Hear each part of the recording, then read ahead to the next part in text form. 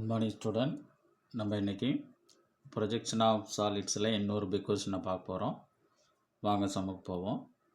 Some என்னென்னா, a square pyramid of base 30 mm and height 60 mm is suspended by means of a string from one of its base corners with its axis parallel to VP. Draw its projections. இதுதான் சம்மு. இந்த சம்மு நம்ம already lecture 20ல் complete பண்ணியிருக்கிறோம். Lecture 20க்கும் இந்த சம்முக்கும் ஒரு slide difference, அவ்வளோதான். மற்றபடி lecture 20 என்னவோ அதுக்கு ரெலவெண்ட்டாக தான் ரிமைனிங் டேட்டாஸ் எல்லாமே வரும். நீங்கள் ரெண்டு சம்முக்கும் என்ன டிஃப்ரென்ஸ் அப்படிங்கிறத புரிஞ்சுக்கணும். சம்மில் முதல்ல என்ன சொல்லியிருக்கான் அப்படிங்கிறத பாருங்கள். ஸ்கொயர் பிரமிட் பேஸ் 30 mm, ஒரு ஸ்கொயர் பிரமிட் இருக்குது, அதனோட அடிப்பக்கம் 30 mm and height 60 mm. Height 60 mm, that is 60 mmங்கிறான். அப்போ ஹைட்டுங்கிறது vertical height, that is axis. Okay, எப்பயுமே ஸ்லாண்ட் எட்ஜுன்னு கொடுத்தா தான் ஸ்லாண்ட் எட்ஜினுடைய ஹைட்டுன்னு எடுத்துக்கணும். இது ஹைட்டுன்னு கொடுக்குறப்ப நம்ம இங்கே வெர்டிகல் ஹைட்டுன்னு தான் எடுத்துக்கணும். Is suspended by means of a string from one of its base corners. என்ன சொல்கிறேன் அப்படின்னா, இது ஒரு பேஸ் கார்னர், அதாவது அடிப்பக்கத்தில் இருக்கக்கூட ஒரு கார்னரை மையமாக வச்சு ஒரு நூலால் தொங்கப்பட்டது. அதே சமயம் with its axis parallel to VP, என்னோடய அச்சானது விபிக்கு பேரலாக இருக்குது. அப்போ ட்ரா இட்ஸ் ப்ரொஜெக்ஷன். அப்போ அதனோட ப்ரொஜெக்ஷன் என்ன அப்படின்னு தான் கொஸ்டினை கேட்குறான்.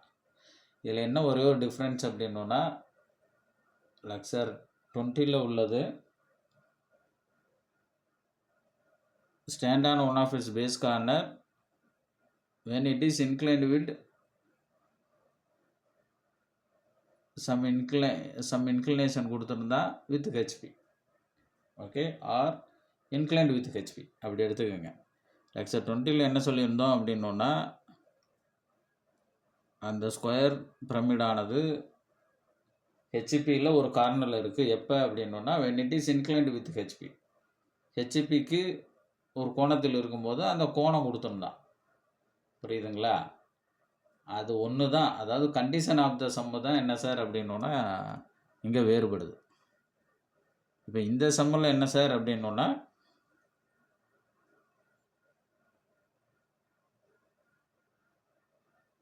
இந்த ஸ்கொயர் பிரமிடினுடைய ஒரு கார்னரானது ஒரு நூலால் சஸ்பெண்ட், தட் இஸ் தொங்கப்படுது அப்படின்னா அதனோட ப்ரொஜெக்ஷன் என்னங்கிறான். ரைட்டுங்களா? அப்போ இந்த சம்முக்கும் நீங்கள் என்ன பண்ணணும் அப்படின்னா, stand on one of its corner அப்படிங்கிறாப்புல இந்த பொசிஷனில் தான் நீங்கள் என்ன பண்ணணும் அப்படின்னா இதனுடைய டாப் வியூவை வரையணும். நான் இன்னும் கொஞ்சம் உங்களுக்கு ஜூம் பண்ணி காமிக்கிறேன்.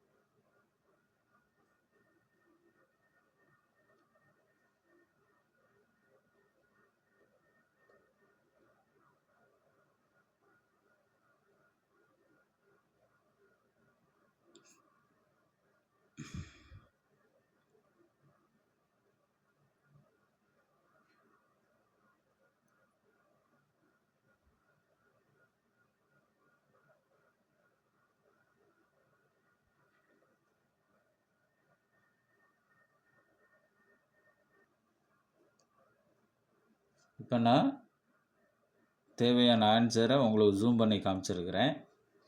இங்கே ஆக்சிஸ் பேரலல் டு விபி அப்படிங்கிறதுனால நம்மளுக்கு ட்ரூ ஷேப் டாப் வியூவில் தெரியும். அதனால் டாப் வியூவை stand on one of its corner அப்படிங்கிற கண்டிஷனில் வரைஞ்சிட்டேன். இது அப்படியே சிமிலர் டு லெக்சர் 20 நம்ம பிளேலிஸ்ட்டில் ப்ரொஜெக்ஷன் ஆஃப் சாலிட்ஸில் லெக்சர் 20ல் என்ன சொல்லியிருக்கோமோ அதே மாதிரி டாப் அண்ட் ஃப்ரண்ட் வியூவை கம்ப்ளீட் பண்ணுங்கள். வித்தியாசம் என்ன அப்படின்னா, இந்த suspended from one of its corner, base corner அப்படின்னு வர்றதுக்கெல்லாம் நீங்கள் ஒரு CG, centre of gravity find out பண்ணணும். அதனோட ஃப்ரண்ட் வியூவில் centre of gravity find out பண்ணணும். இந்த சஸ்பெண்டட், அதாவது எஸ்பெஷலி இது பிரமிழில் தான் கேட்பாங்க. அப்படி பிரமிழில் கேட்குறப்ப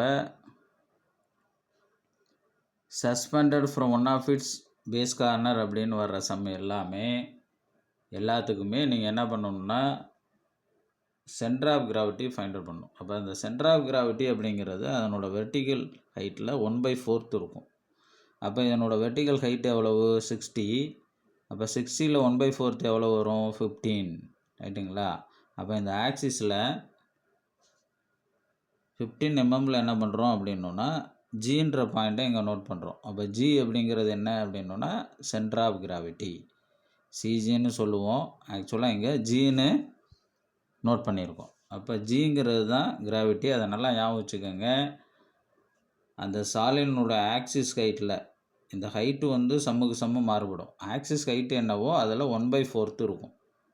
அப்போ இந்த சம்மில் வந்து ஹைட் எவ்வளவு? 60. அப்போ 1/4, 4ல் 1 பங்கு அப்படிங்கிறப்ப 15 mm. ரைட்டுங்களா? அப்போ நம்ம ஆல்ரெடி ஸ்டேஜ் 1ல் டாப் அண்ட் ஃப்ரண்ட் வியூவை கம்ப்ளீட் பண்ணிடுவோம் லெக்சர் 20 படி. ஓகேங்களா? கம்ப்ளீட் பண்ணிவிட்டு இந்த ஃப்ரண்ட் வியூவிலேருந்து ஃப்ரண்ட் வியூனுடைய பேஸ்லேருந்து 1/4 15 mmல என்ன பண்ணுறோன்னா ஜி கிராவிட்டி என்ன பண்ணுறோன்னா மார்க் பண்ணணும். மார்க் பண்ணிவிட்டு என்ன பண்ணுங்க அப்படின்னா இந்த ஜியை பேஸ் கார்னர் ஒரு பாயிண்ட் என்ன பண்ணுறோம் அப்படின்னா இதில் இந்த கார்னர் ஏ டேஷ்னு இருக்குது. இந்த ஒரு கார்னரில் ஜியை ஸ்கேல் ஆர் டிராப்டரை யூஸ் பண்ணி ஜாயின் பண்ணிக்கோங்க. ஓகேங்களா? இப்போ இந்த கண்டிஷனில் வர்ற சம்மு எல்லாமே ஸ்டேஜ் 2ல் வர்றப்ப என்ன பண்ணணும்னா இந்த சென்டர் ஆஃப் கிராவிட்டி பாயிண்ட்டும் இந்த பேஸ் கார்னரோட இணைச்ச இந்த லைன், ஓகேங்களா, அதாவது சென்டர் ஆஃப் கிராவிட்டியை பேஸ் பாயிண்டோட இணைச்ச இந்த லைன் வந்து பர்பண்டிகுலர், அதாவது ஹெச்பிக்கு, அதாவது இந்த ரெஃபரன்ஸ் லைன் எக்ஸ்ஒய்க்கு பர்பண்டிகுலராக இருக்கிறாப்புல வரையணும். இங்கே இன்க்ளினேஷன்லாம் இருக்காது.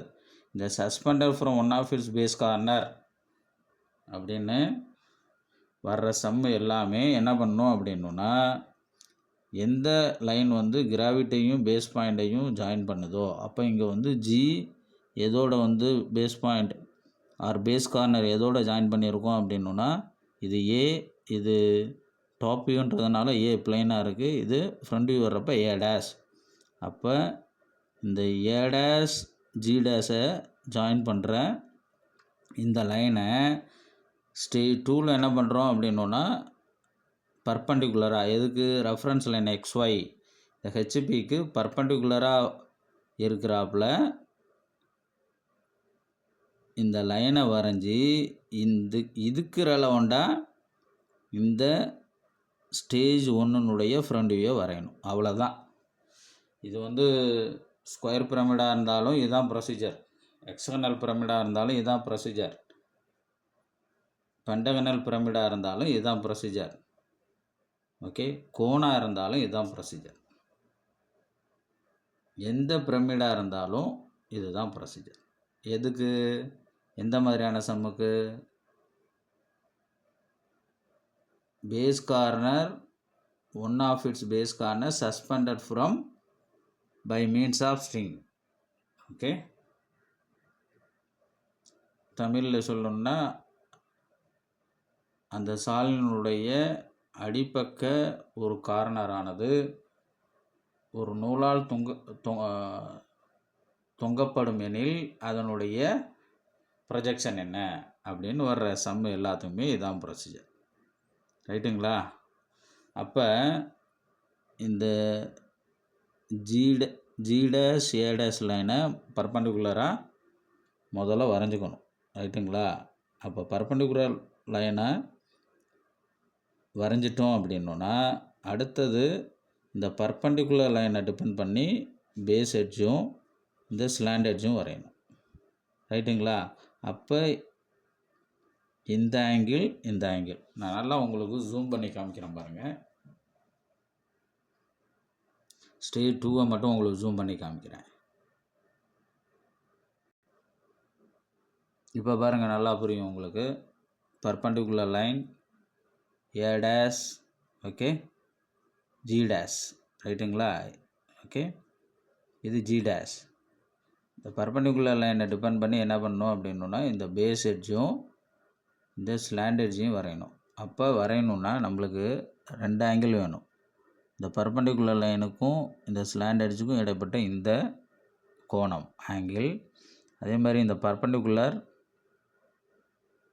லைன் J1 டேஷ் இங்கே வர்றப்ப G1 டேஷ் அப்படின்னு நோட் பண்ணுவோம். அதுக்கும் இந்த ஸ்லாண்ட் எட்ஜ்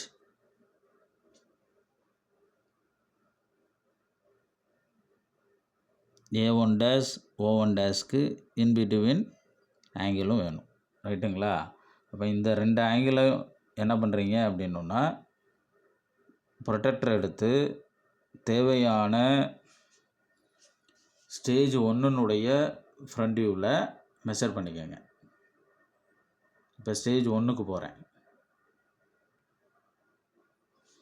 இப்போ இந்த ஜி டேஷ் ஏ டேஷை தான் என்ன பண்ணுறோன்னா ஸ்டேஜ் 2ல் பர்பண்டிகுலராக வரைகிறோம். பர்பண்டிகுலர் லைனாக XYக்கு வரைகிறோம்.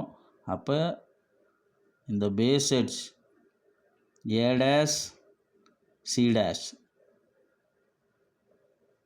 Base edge A dash C dash, then அப்புறம் நம்மளுக்கு வேண்டிய gravity line G dash A dash in between angle. இதை என்னன்றதை ப்ரொடெக்டரை யூஸ் பண்ணி என்ன பண்ணுங்க அப்படின்னா அளந்துக்கங்க. இந்த ஆங்கிளை அப்படியே என்ன பண்ணணும் அப்படின்னா உதாரணத்துக்கு ஒரு 40 டிகிரியாக இருக்கலாம், இல்லை 45 டிகிரியாக இருக்கலாம். ஒரு எக்ஸாம்பிளுக்கு சொல்கிறேன். ஒரு 45 டிகிரி அப்படின்னா அப்படியே அந்த ஆங்கிள் என்ன பண்ணுங்க அப்படின்னா ஸ்டேஜ் 2னுடைய ஃப்ரண்ட் வியூவுக்கு பர்பண்டிகுலர் லைன், அதாவது ஆல்ரெடி நம்ம வரைஞ்ச பர்பண்டிகுலர் லைனுக்கு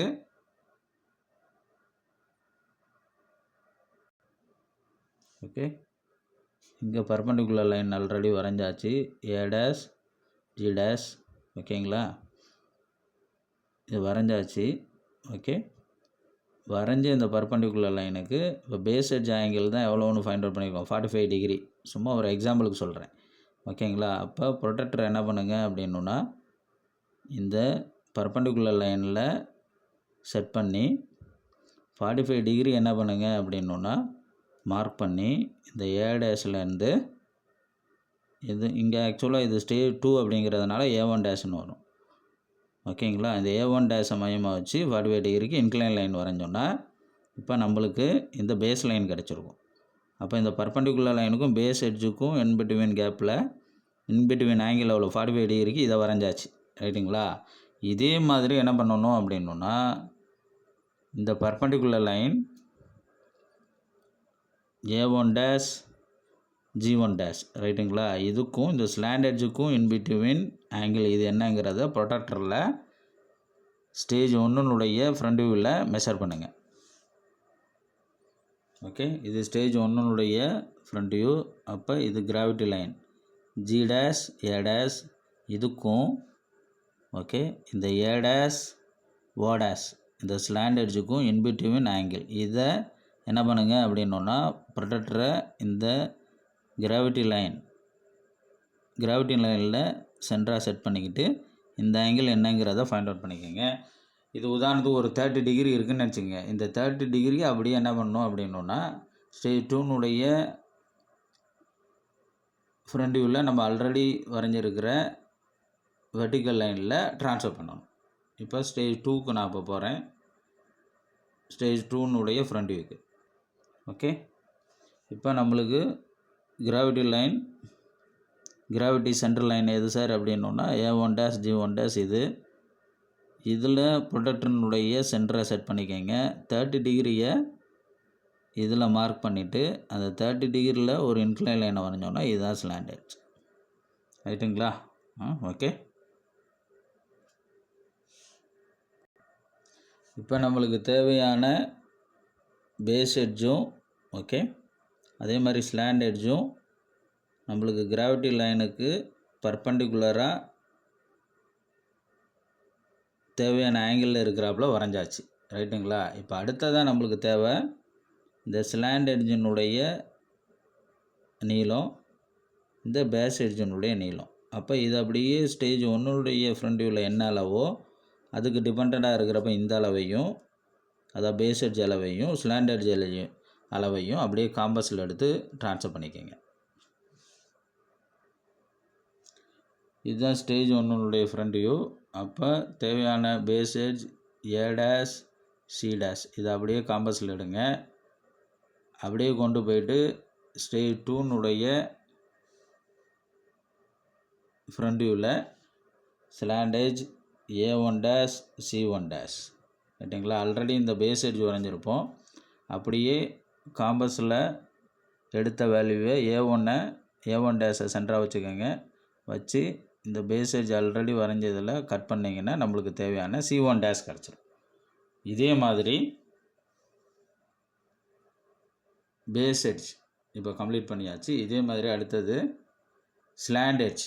ரைட்டுங்களா? ஸ்லாண்ட் எட்ஜ் வேணும். அப்போ ஸ்லாண்ட் எட்ஜ் அப்படிங்கிறது இந்த A1' இங்கே வர்றப்ப A', ஏன்னா இது ஸ்டேஜ் 1, A', O' இந்த டிஸ்டன்ஸை அப்படியே காம்பஸில் எடுத்துக்கோங்க. எடுத்துக்கிட்டு அப்படியே என்ன பண்ணுறோம் அப்படின்னோன்னா ஸ்டேஜ் 2 ஃப்ரண்ட் வியூக்கு வர்றோம். ஓகேங்களா? ஸ்டேஜ் 2 ஃப்ரண்ட் வியூக்கு வந்துட்டு சேம் A1' மையமாக வச்சுக்கிறோம். காம்பஸில் எடுத்த வேல்யூவை A1' மையமாக வச்சு ஆல்ரெடி வரைஞ்ச அந்த ஸ்லாண்ட் எட்ஜில் கட் பண்ணுறோம். ஓகே, வேல்யூவை ட்ரான்ஸ்ஃபர் பண்ணுறோன்னா கட் பண்ணுறோம். ஓகேங்களா? அப்போ கட் பண்ணுறப்ப நம்மளுக்கு வேண்டிய எது கிடச்சிரும் அப்படின்னா இந்த O1' கிடச்சிரும். ஓகே, இப்போ இந்த O1' கிடச்சிருச்சு. இந்த O1' அப்படியே என்ன பண்ணுங்க அப்படின்னா இந்த C1' ஸ்கேல் ஆர் டிராப்டரை யூஸ் பண்ணி இணைச்சிட்டிங்கன்னா நம்மளுக்கு வேண்டிய ஸ்டேஜ் 2 ஃப்ரண்ட் வியூ ஒரு எண்டை மையமாக வச்சு, அதாவது ஒரு கார்னரை மையமாக வச்சு நூலில் தொங்குறதுக்கு ரெலவெண்ட்டாக கிடச்சிரும். இன்னும் ஒரு டீட்டெயில் நம்ம கம்ப்ளீட் பண்ணணும் இந்த சென்டர் லைன். ஓகேங்களா? அப்போ இந்த டிஸ்டன்ஸ் என்னங்கிறத ஸ்டேஜ் 1 ஃப்ரண்ட் வியூனுடைய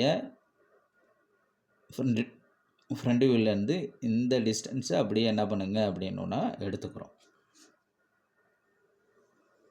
ஓகே, இப்போ காம்பஸ் எடுத்துக்கிறோம். A1' centre. ஓகே, இந்த B1' அப்படியே காம்பஸில் எடுத்துக்கிறோம். ஓகே, இந்த டிஸ்டன்ஸ் அப்படியே காம்பஸில் எடுத்துக்கிட்டு அப்படியே ஸ்டேஜ் 2 ஃப்ரண்ட் வியூக்கு வர்றோம்.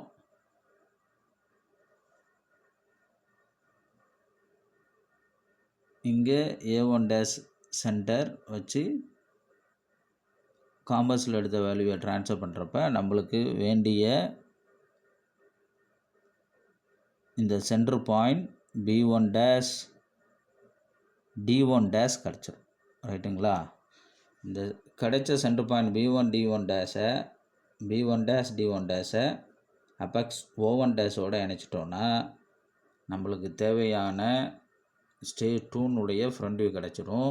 இந்த ஸ்டேஜ் 2 ஃப்ரண்ட் வியூ வந்து அப்படியே என்ன பண்ணியிருக்கோம் அப்படின்னா ஸ்டேஜ் 1 ஃப்ரண்ட் வியூவை அப்படியே என்ன பண்ணியிருக்கோம் அப்படின்னா இந்த சென்டர் கிராவிட்டி லைனை XYக்கு பர்பண்டிகுலராக வரைஞ்சிருக்கிறதுக்கு ரெலவெண்ட்டாக இப்போ நம்ம என்ன பண்ணியிருக்கோம் அப்படின்னா இந்த ஸ்டேஜ் 2 ஃப்ரண்ட் வியூவை வரைஞ்சிருக்கிறோம். ஓகே, இப்போ stage 2 front view over. Then இனிமேலுக்கு நம்மளுக்கு ஃபைனல் டாப் வியூ வரையணும். அது அஸ் யூஸ்வல் என்ன பண்ணணும் அப்படின்னா வழக்கம் போல் ஸ்டேஜ் 2 ஃப்ரண்ட் வியூனுடைய ஒவ்வொரு பாயிண்ட்லேருந்தும் vertical projection line. Okay, corresponding stage 1 top வியூனுடைய ஒவ்வொரு பாயிண்ட்லேருந்தும் கரஸ்பாண்டிங் ஹரிசாண்டல் ப்ரொஜெக்ஷன் லைன் வரைஞ்சி இந்த ஹரிசாண்டல் இந்த வெர்டிக்கல் லைன் மீட் பண்ணுற பாயிண்ட்டை டிபெண்ட் பண்ணி தேவையான பாயிண்ட் ஓகே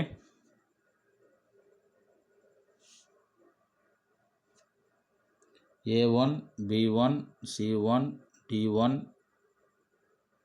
O1 ஓகேங்களா, அதை மார்க் பண்ணுறோம்.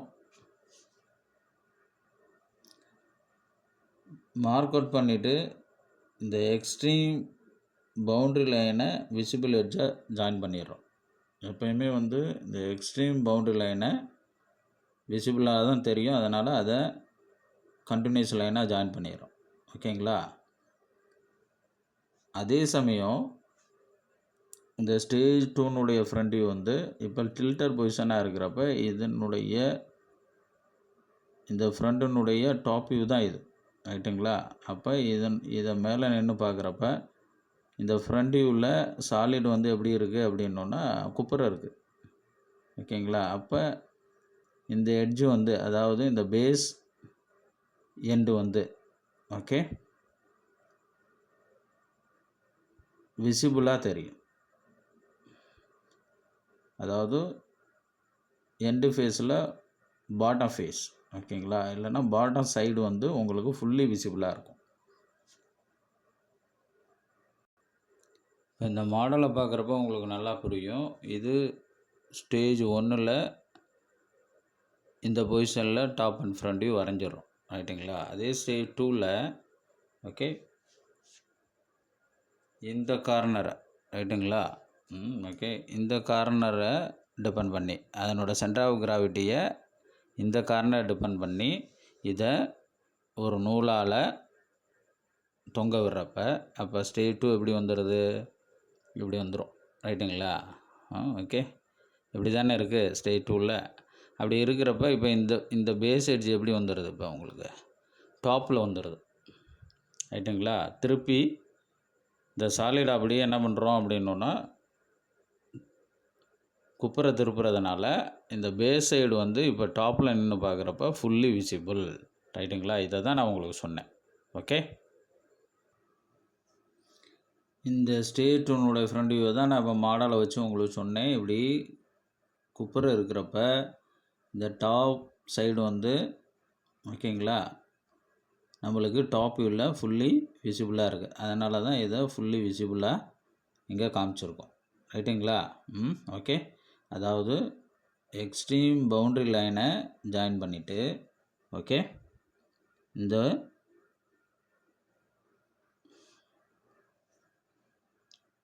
Extreme boundary line O1 B1 B1 C1 C1 D1 D1 O1 இதை ஜாயின் பண்ணிவிட்டு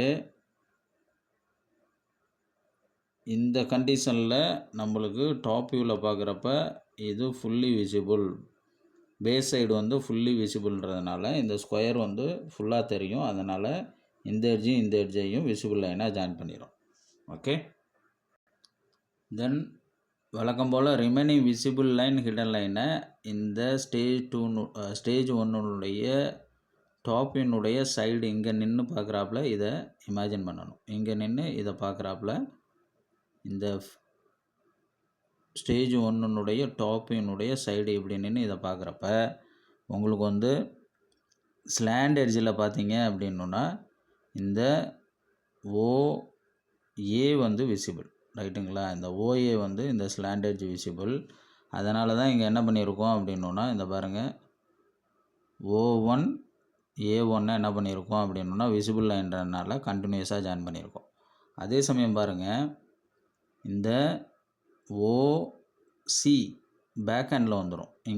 இங்கேருந்து இந்த சாலிடை இங்கேருந்து இப்படி பார்க்குறப்ப சைடில் நின்று பார்க்குறப்ப இந்த ஸ்லாண்டேஜ் ஓகே OC வந்து ஹிடன், அதனால தான் இங்கே என்ன பண்ணியிருக்கோம் அப்படின்னா இங்கே பாருங்கள் OC ஹிடனு.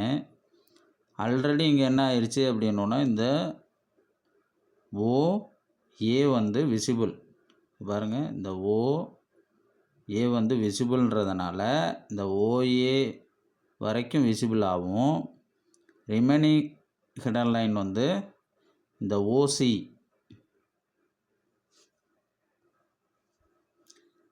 ஓசி வந்து ஃபுல்லாக ஹிடன் லைன். ஆல்ரெடி இங்கே ஓஏ வந்து விசிபிளாக இருக்கிறதுனால இந்த விசிபிள் லைன் கண்டினியூஸ் லைனை விட்டுட்டு ரிமைனிங் இருக்கிற இந்த பேலன்ஸை மட்டும் ஹிடன் லைனாக காமிச்சிருக்கோம். ஓகேங்களா? இந்த சம்மு நல்லா உங்களுக்கு புரிஞ்சிருக்கும் நான் நம்புகிறேன். இப்போ நான் சொன்ன இன்ஃபர்மேஷனை வச்சு இந்த சம்மை சால்வ் பண்ணுங்கள். இன்கேஸ் எனி டவுட் இருந்ததுன்னா லெக்சர் 20 நல்லா அப்சர்வ் பண்ணுங்கள், நல்லா பாருங்கள், டெஃபினட்டாக புரியும். மறுபடியும் நம்ம இன்னொரு லெக்சரில் இன்னொரு வீடியோவில் மீட் பண்ணுவோம். தேங்க்யூ.